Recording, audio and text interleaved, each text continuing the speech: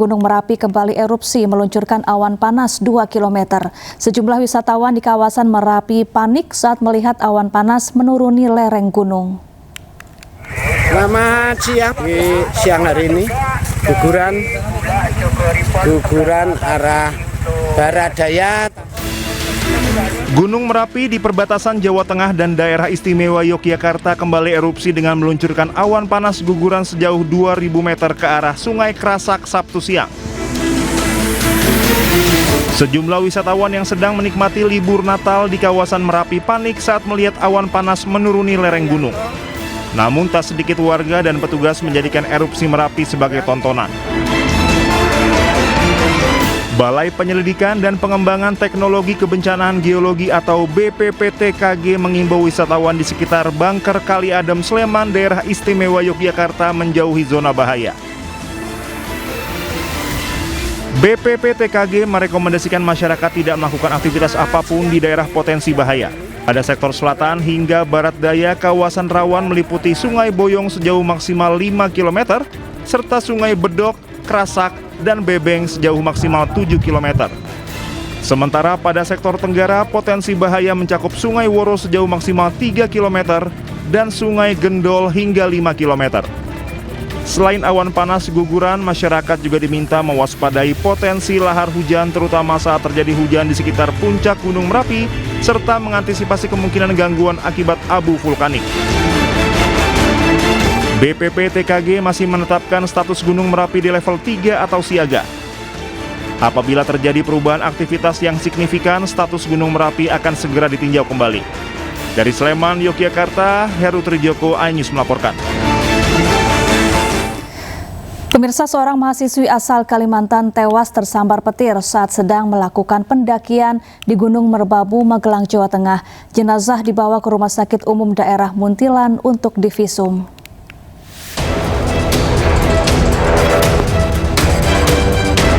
Beginilah suasana saat jenazah MIK, mahasiswi berusia 22 tahun asal Tanjung Redep, Kabupaten Berau, Kalimantan Timur, usai berhasil dievakuasi oleh tim SAR gabungan melalui base camp Swanting jalur pendakian Gunung Merbabu. Jenazah MIK langsung dibawa ke Rumah Sakit Umum Daerah Muntilan untuk dilakukan visum oleh tim dokter rumah sakit setempat.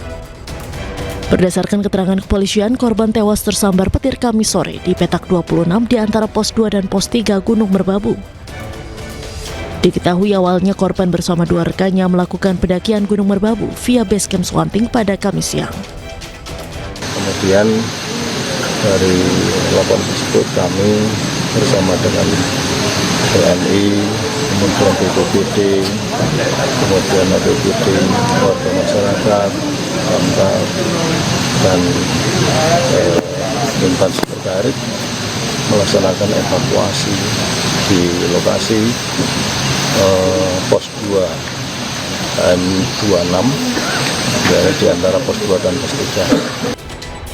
3. Usai dilakukan visum, jasad korban kemudian diserahkan kepada pihak keluarga untuk selanjutnya dimakamkan.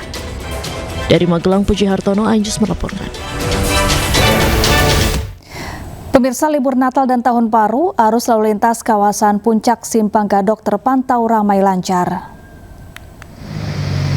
Ya, tidak ada kepadatan kendaraan pada malam tadi.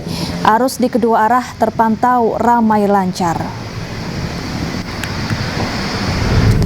Libur panjang Nataru, arus lalu lintas di Jalan Arteri Karawang Timur, Jawa Barat terpantau ramai lancar dari dua arah. Kendaraan yang melintas didominasi oleh kendaraan pribadi roda 4 dan roda 2 milik warga yang memanfaatkan libur panjang akhir tahun.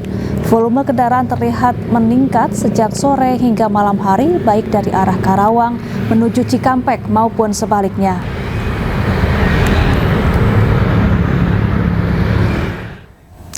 Menteri Perhubungan dan Kakor Lantas Polri meninjau sejumlah titik arus liburan Natal 2025. Keduanya memastikan kondisi lalu lintas libur Natal tahun ini terpantau kondusif.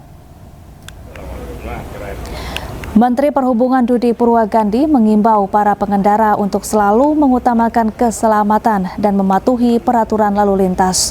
Hal ini disampaikan saat mengunjungi Comment Center kilometer 29 Tol Jakarta Cikampek Jumat malam. Sementara itu, Kakor Lantas Polri, Irjen Pol Agus Rionugroho menyebut angka kecelakaan lalu lintas menurun signifikan. Adapun untuk mengurangi kemacetan, kendaraan sumbu 3 atau truk besar dilarang masuk jalan tol selama libur Nataru. Malam ini kami melakukan koordinasi untuk Pak Kakor Lantas ya, untuk melakukan analisa dan evaluasi, dan tadi juga kami melakukan doa bersama dengan harapan bahwa pelaksanaan angkutan Nataru dapat berjalan dengan selamat, aman, dan lancar. Dan kami menghimbau kepada masyarakat terus berhati-hati dalam melakukan perjalanan, senantiasa mematuhi arahan maupun petunjuk dari petugas di lapangan, dan kami doakan supaya saudara-saudara kita yang melakukan perjalanan. Sudah jelas bahwa kendaraan sumbu 3 dilarang melintasi tol, termasuk yang ke arteri ada waktunya, itu jam 17.00 hingga pagi hari. Maka dari itu kami menghimbau kepada pengusaha ataupun kendaraan yang sumbu 3 agar tidak melintasi jalan tol, dan kami akan melakukan tindakan tegas bila perlu kami tilang, karena hasil arahan Pak Menteri dan kita semuanya bahwa kita mementingkan kegiatan kemanusiaan, baik itu keselamatan, termasuk juga perjalanan masyarakat yang sedang melaksanakan Natal, Tahun Baru, dan perjalanan dalam rangka liburan. Terus yang kedua, hasil analisa dan evaluasi bahwa korban laka lantas yang fatalitas korban itu menurun 23,23%. Dari korban meninggal dunia turun 23%. Pemirsa, Jakarta Light Festival memberi warna berbeda di tengah gemerlap lampu jalanan kawasan Bundaran HI Jakarta. Ya, meskipun Jakarta Light Festival kental dengan suasana Natal, namun kerlap-kerip lampu di sana tidak hanya menarik umat Kristiani, tetapi juga umat beragama lainnya.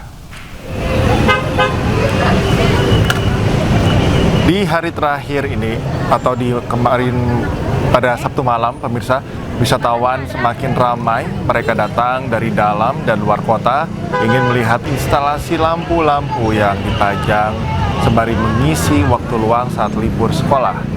Para wisatawan kagum dengan instalasi cahaya yang dipasang di sekitar kawasan Bundaran HI seperti berada di luar negeri. Instalasi cahaya ini dipasang di sekeliling kawasan Bundaran HI, termasuk di anjungan halte Bundaran HI. Gemerlap lampu dan instalasi cahaya dirancang untuk menciptakan suasana hangat bernuansa Natal, sekaligus menghadirkan pengalaman visual bagi masyarakat yang melintas maupun sengaja datang menikmati suasana malam Jakarta.